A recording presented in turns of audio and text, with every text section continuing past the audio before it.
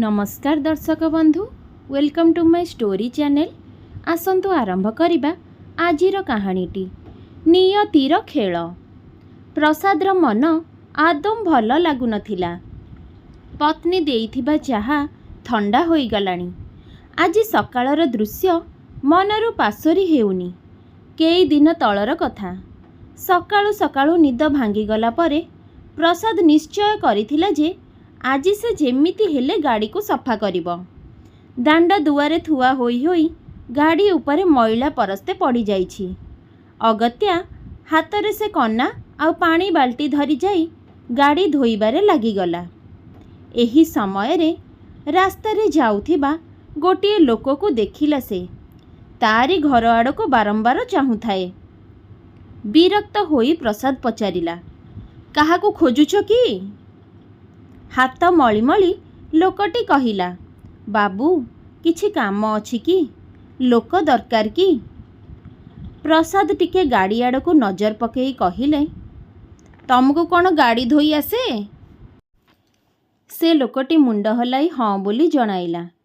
मने मने प्रसाद भाबुथिला, ग्यारेज को नेले अंततः 150 टंका चलीजिब। से पचारिला, केते नेब? जहा आपणको खुशी बाबू, आउ कौन आउ कहिबी। एठू जहा मिलिबो बापांको पाई औषध टिके नेबी बाबू। लोकटा को बाल्टी देउ देउ पचारिले प्रसाद, तम घर केउठी? गाड़ी रे पानी सह ओदा कन्ना बुलाउ बुलाउ दीर्घ श्वासटिए छाड़िला लोकटी। निज कथा वर्णना करिथिला लोकटी। सप्तम श्रेणी रे पाठ पढ़ुथिला बेले 2 जण प्रतिवेशी परिवारंक सहित मिसी लिपुर परिवार नदिया नगरी कलिकता बुलिबाकू जाइथिले। कलिकतार आलीपुर को जिबा पई आलीपुर रोड स्टॉपेज रे ओल्हाइबार थिला। ताकू ओल्हाइबाकू कही अन्य माने जण जण करी ओल्हाई जाइथिले। सेतेबेलकू से बस रो झरका देई विशाल प्रासाद गुड़िकर महल संख्या गणुथिला। 3-4टी स्टॉपेज अतिक्रम कला परे से अनुभव कला जे बस भितरे से एका अछि। सेतेबेले विकल होई बस को कौनसी प्रकारे अटकाई ओल्हाइला। से बंगला भाषा जोगु निज कथा को ठीक भावे बुझेइबा ओ अन्य मानक कथा बुझिबारे भीषण असुविधा हेउथाए।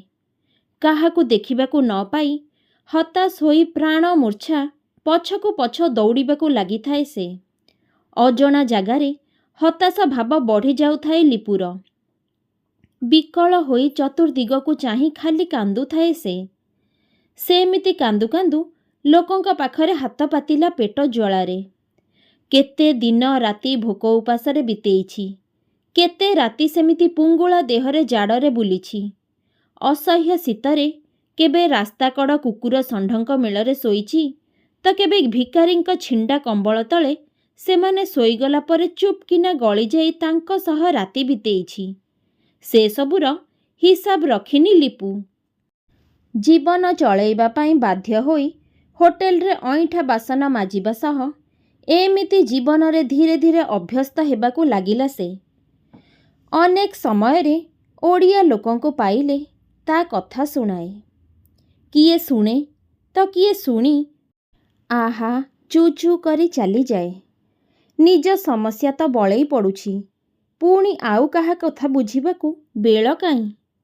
केते कष्टरे टिके समय काढ़ी मनीष बुलिबाकू आसिछि, एठी भी समस्या। एमिति अनेक लोकंकर मानसिकताकू लिपु अल्प बहुते बुझिबाकू चेष्टा करे।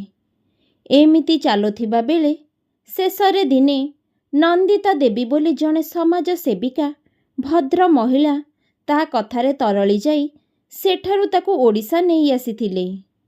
लिपु परिवार को अनेक खोजाखोजी करिबा परे मध्य असफल हेले।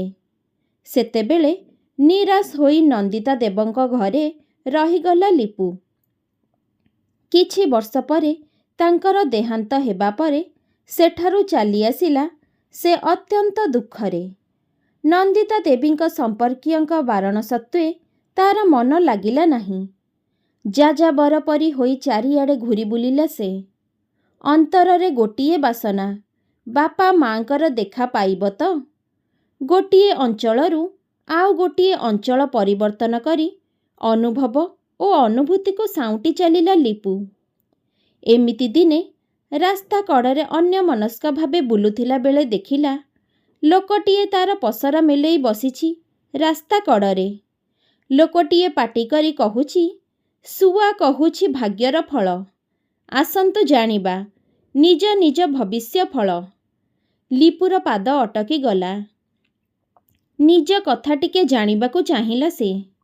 ଶୁଆ କେବଳ କାର୍ଡ଼ ଟାଣିବା ପାଇଁ 20 ଟଙ୍କା ନିଏ, ଆଉ ଭବିଷ୍ୟତ ଫଳ ପାଇଁ 20 ଟଙ୍କା। ମୋଟ 40 ଟଙ୍କା ଦରକାର ବୋଲି ଲୋକଟି କହିବାରୁ ଲିପୁ ନିରାଶ ହେଲା। ପରଦିନ ଅବଶ୍ୟ ଟଙ୍କା ସଂଗ୍ରହ କରି ସେ ସ୍ଥାନକୁ ଆସି ସେ ଶୁଆ ଓ ଲୋକଟିକୁ ନ ପାଇ ହତାଶ ହେଲା। ଅକାରଣରେ ତା ମନ ଖରାପ ହୋଇଗଲା। ପିଲାଦିନର ସ୍ମୃତି ଝାପ୍ସା ତା ମୁହଁ ସାମ୍ନାକୁ ଆସି ଆଖି ଦୁଇଟାକୁ ଭିଜେଇ ଦେଲା। କିନ୍ତୁ ପ୍ରବଳ ଭୋକ ଅନୁଭବ କରିବାରୁ ରାସ୍ତା ସେପଟେ ଠେଲା ଗାଡ଼ିରୁ ବରା 2ଟା ଆଣି ଖାଇଲା। ଖାଇସାରି କାଗଜଟି ଉପରେ ଆଖି ପଡ଼ିଲା ତାର। ଏ ଯେ ତାରି ଫଟୋ। ଆଶ୍ଚର୍ଯ୍ୟରେ ପଢ଼ିବାକୁ ଚେଷ୍ଟା କଲା ସେ। ମିସିଂ, ନିରୁଦ୍ଦିଷ୍ଟ, ଲିପେଶ କୁମାର। ତେଲରେ ଛେବଲା ଦେଖାଯାଉଥିବା କାଗଜ ଖଣ୍ଡକୁ ବାରମ୍ବାର ଏପଟ ସେପଟ କରି କିଛି ଜାଣି ନ ପାରିବାରୁ ସେ ଠେଲା ଗାଡ଼ି ପାଖକୁ ଦୌଡ଼ିଲା। ମାତ୍ର ସେତେବେଳକୁ ଗାଡ଼ି ଚାଲି ଯାଇଥାଏ। କାଗଜ ଖଣ୍ଡକୁ ଭାଙ୍ଗି ଭୁଙ୍ଗି ଯତ୍ନରେ ରଖିଲା ଲିପୁ। ଆତ୍ମା ହାହାକାର କରି ଉଠୁଥିବା ବେଳେ ଆଖି ଦୁଇଟି ଲୁହରେ ଅନ୍ଧ ହୋଇଯାଇଥିଲା। ଇତିମଧ୍ୟରେ 8-9 ବର୍ଷ ବିତି ଯାଇଥାଏ। ବାପା ମାଆକୁ ଖୋଜିବା ପାଇଁ ରାଇଜ ସାରା ଯାଯାବର ହୋଇ ବୁଲୁଛି ଲିପୁ। ମୂଲ ଲାଗିବାର କଥା କହିଲେ ଲୋକମାନେ କମେଇ କରି ଦେବେ ବୋଲି କହୁଛନ୍ତି। ସେଥିପାଇଁ ସ୍ୱଳ୍ପ ମୂଲ୍ୟରେ ଘର ଘର ବୁଲି କାମ କରୁଛି। କାଳେ କୋଉଠି ରକ୍ତ ସମ୍ପର୍କର ଭେଟାଭେଟି ହୋଇଯିବ। ଦିନେ ଜଣକ ଘରୁ କାମ କରି ଫେରୁଥାଏ କେନାଲ ରାସ୍ତାରେ। ବେଳ ରତ। ହଠାତ୍ କାନ୍ଦଣା ଶବ୍ଦ ପାଇ ଗୋଟିଏ ଶିଶୁ କନ୍ୟାକୁ ସାମାନ୍ୟ ଘଞ୍ଚବୁଦା ମୂଳରୁ ଆବିଷ୍କାର କଲା ଲିପୁ। ବୟସ ଜାଣିବା ତା ପକ୍ଷରେ ସମ୍ଭବ ନଥିଲା। କ'ଣ କରିବ କ'ଣ ନ କରିବ ହୋଇ ଶେଷରେ ଅନାଥ ଆଶ୍ରମ ଆଡ଼କୁ ମୁହାଁଇଲା ସେ। ଫାଟକ ପାଖରେ ବୃଦ୍ଧ ଜଣେ ତାକୁ ଅତି ବିକଳ ହୋଇ କିଛି ଟଙ୍କା ମାଗିବାରୁ ସେ ପକେଟ ଅଣ୍ଡାଳି 20 ଟଙ୍କା ପାଇଲା। ସେଇତକ ତାଙ୍କୁ ଦେଇ ସେ ଭିତରକୁ ଗଲା। ବୃଦ୍ଧଙ୍କୁ ଦେଖି ତାର ତା ବାପାଙ୍କ କଥା ମନେ ପଡ଼ି ଆଖି ଦୁଇଟି ଝାପ୍ସା ହୋଇଯାଉଥାଏ। ଶିଶୁ କନ୍ୟାଟିକୁ ଅନାଥ ଆଶ୍ରମ ଭିତରେ ଛାଡ଼ି ଆସିବା ବେଳକୁ ସେଇ ବୃଦ୍ଧଙ୍କୁ ଅଳ୍ପ ଦୂରରେ ଦୁର୍ଘଟଣାର ଶିକାର ହୋଇ ଚିତ୍କାର କରୁଥିବାର ଶୁଣିଲା ଲିପୁ। ଅନ୍ୟମାନଙ୍କ ପରି ତାଙ୍କୁ ସେଇ ଅବସ୍ଥାରେ ଛାଡ଼ି ଚାଲିଯିବା ପାଇଁ ନିଜ ବିବେକ ବାଧା ଦେଲା। ବୃଦ୍ଧଙ୍କ ସଂସ୍ପର୍ଶରେ ଆସି ସେ ଏକ ଅଜଣା ଖୁସି ଅନୁଭବ କରୁଥିବାରୁ ତାଙ୍କୁ ନେଇ ସରକାରୀ ଡାକ୍ତରଖାନାରେ ଚିକିତ୍ସା ପାଇଁ ଭର୍ତ୍ତି କରିଦେଲା। ଚିକିତ୍ସିତ ହେଉଥିବା ବୃଦ୍ଧ ସାମାନ୍ୟ ସୁସ୍ଥ ହେଲା ପରେ ତା ଅନୁରୋଧରେ ନିଜ ଦୁର୍ଦ୍ଦଶାର କାରଣ କହିବାରୁ ସେ ଯେ ତାର ବାପା, ଜନ୍ମଦାତା, ସେ କଥା ଜାଣିଗଲା ଲିପୁ। ଦୀର୍ଘ 20 ବର୍ଷ ପରେ ଲିପୁ ତା ବାପାଙ୍କୁ ଫେରି ପାଇଛି। କିନ୍ତୁ ତାଙ୍କୁ ଦେବା ପାଇଁ ଆଜି ତା ପାଖରେ କିଛି ବି ନାହିଁ। ସେ ହଜିଯିବାର ବର୍ଷେ ଭିତରେ ତା ମା ଇହଧାମ ତ୍ୟାଗ କଲେ। ବାପା ସାନ ପୁଅକୁ ନେଇ ଘର ଛାଡ଼ି ଚାଲିଗଲେ ରାଜ୍ୟ ବାହାରକୁ ମନ ଦୁଃଖ ଓ ଆତ୍ମଗ୍ଲାନିରେ। ପୁଅ ଚାହିଁବାରୁ ବାପା ଫେରିଆସିଲେ ନିଜ ଭିଟାମାଟିକୁ। କିନ୍ତୁ ସେଇ ପୁଅ ତାଙ୍କୁ ଅନ୍ୟ ବୁଦ୍ଧିରେ ହତାଦର କଲା। ଆଜି ଯଦି ଲିପୁ ଥାଆନ୍ତା ତାଙ୍କ ପାଖରେ କେତେ ଖୁସିରେ ରହିଥାନ୍ତେ, ଏମିତି ବର୍ଣ୍ଣନା ଥିଲା ବାପାଙ୍କର।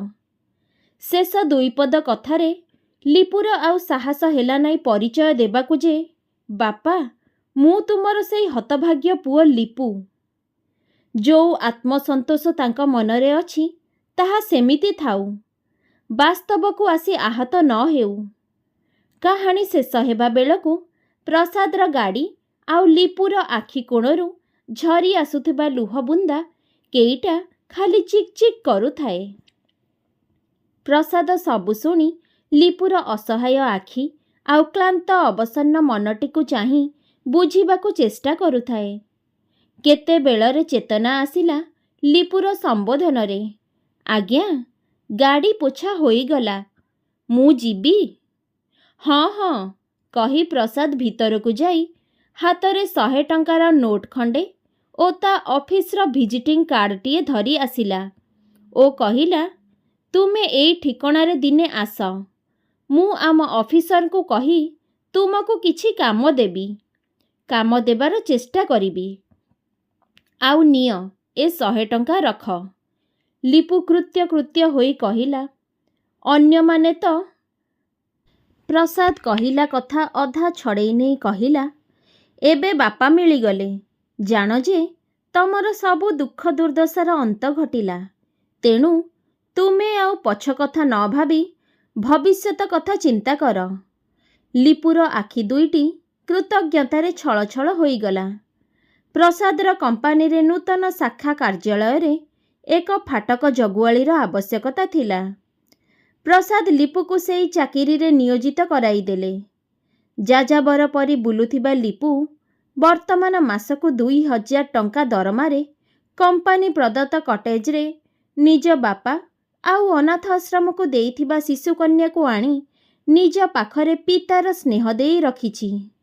ଅବଶିଷ୍ଟ ଜୀବନ ସେମିତି ଅବିବାହିତ ରହିବାର ସଂକଳ୍ପ ନେଇ। ଆଜି ସକାଳେ ଲିପୁ ରହୁଥିବା ଘର ପାଖ ଛକ ଉପରେ ଏକ ଅଭାବନୀୟ କାଣ୍ଡରେ ସେ ଅଞ୍ଚଳରେ ଉତ୍ତେଜନା ଖେଳିଯାଇଥିଲା। ଲିପୁ ପାଳିଥିବା ଝିଅର ମୁହଁ ସହ ସାମଞ୍ଜସ୍ୟ ଥିବା ଅନ୍ୟ ଏକ ଝିଅର ଆତ୍ମୀୟ ଲିପୁକୁ ପିଲାଚୋର କହି ନିସ୍ତୁକ ପିଟି ପିଟି କ୍ଷତାକ୍ତ କରିଦେଉଥିବା ବେଳେ ଝିଅଟି ତା ଦୋରଟି ସ୍ୱରରେ ବା ବା କହି କହି କାନ୍ଦୁଥିଲା। କୌଣସି କାମରେ ପ୍ରସାଦ ସେଇ ରାସ୍ତା ଦେଇ ଫେରୁଥିଲା। ଏ ଘଟଣାରେ ସେ ସମ୍ପୂର୍ଣ୍ଣ ହତଚକିତ ରହିଗଲା। ଲିପୁ ଯେ ପିଲାଚୋର ନୁହେଁ ପ୍ରମାଣ କରିବାରେ ବେଶ୍ କେଇ ଘଣ୍ଟା ଲାଗିଗଲା ପ୍ରସାଦକୁ। ଲିପୁକୁ ସ୍ୱାସ୍ଥ୍ୟକେନ୍ଦ୍ରକୁ ନେଇ ଚିକିତ୍ସା କରାଇଛନ୍ତି। ତାର କେଇପଦ ବାଷ୍ପକୁଳ କଥା ପ୍ରସାଦର କର୍ଣ୍ଣକୁହରରେ ପ୍ରତିଧ୍ୱନି ହେଉଛି ଏ ପର୍ଯ୍ୟନ୍ତ। ଆଜି 20 ତାରିଖ, ଯେଉଁଦିନ ମୁଁ ହଜି ଯାଇଥିଲି। ବାପାଙ୍କୁ ପାଇଲି 20 ବର୍ଷ ପରେ। ଯେତେ ସବୁ ଦୁର୍ଘଟଣା ଘଟଣା ମୋ ଜୀବନରେ ଏଇ 20 ସଂଖ୍ୟାକୁ ନେଇ। ନିୟତିର ଖେଳ ବଡ଼ ବିଚିତ୍ର ଓ ପରିହାସପୂର୍ଣ୍ଣ ମୋ ପାଇଁ। ପ୍ରସାଦ ବାବୁ, ସେ ଭିତରେ ଆପଣଙ୍କୁ କିନ୍ତୁ ରଖିଛି ଏକ ଦେବଦୂତ ସଦୃଶ୍ୟ। ବିଷ ଭାଣ୍ଡ ମଧ୍ୟରେ ଅମୃତ ବିନ୍ଦୁଟିଏ ଆପଣ ମୋ ପାଇଁ। ଶାନ୍ତି ଆସି ହଲେଇ ଦେଇ କହିଲେ ପ୍ରସାଦକୁ, କ'ଣ ଏତେ ଭାବୁଛ? ସେତେବେଳୁ ଚାହା ପରା ଥଣ୍ଡା ହେଲାଣି 2 ଥର। ହେଇ ନିଅ, ଆଉ ଥରେ ଗରମ କରି ଆଣିଛି। ଗଭୀର ଆଶ୍ୱସ୍ତିରେ ପତ୍ନୀଙ୍କୁ ଚାହିଁ, ନା ସେ କିଛି ନୁହେଁ କହି ଚାହା କପ୍ରେ ଚୁମ୍ବନ ଦେଲା। ସତରେ କ'ଣ ଏହା ହିଁ ନିୟତିର ଖେଳ? ସ୍ୱୀକାରୋକ୍ତି କଲେ ସେ। ଦର୍ଶକ ବନ୍ଧୁ, ଆପଣମାନଙ୍କୁ କାହାଣୀଟି କିପରି ଲାଗିଲା କମେଣ୍ଟ କରି ନିଶ୍ଚୟ ଜଣାଇବେ। ରହୁଛି, ନମସ୍କାର, ଜୟ ଜଗନ୍ନାଥ।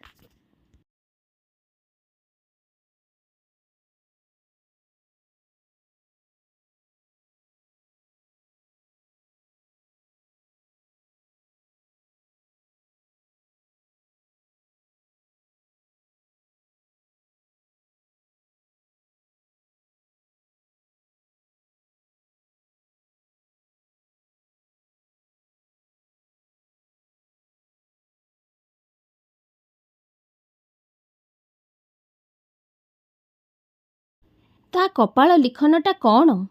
ତା କପାଳ ସିନା ତାକୁ ଧନ ଦେଇନି।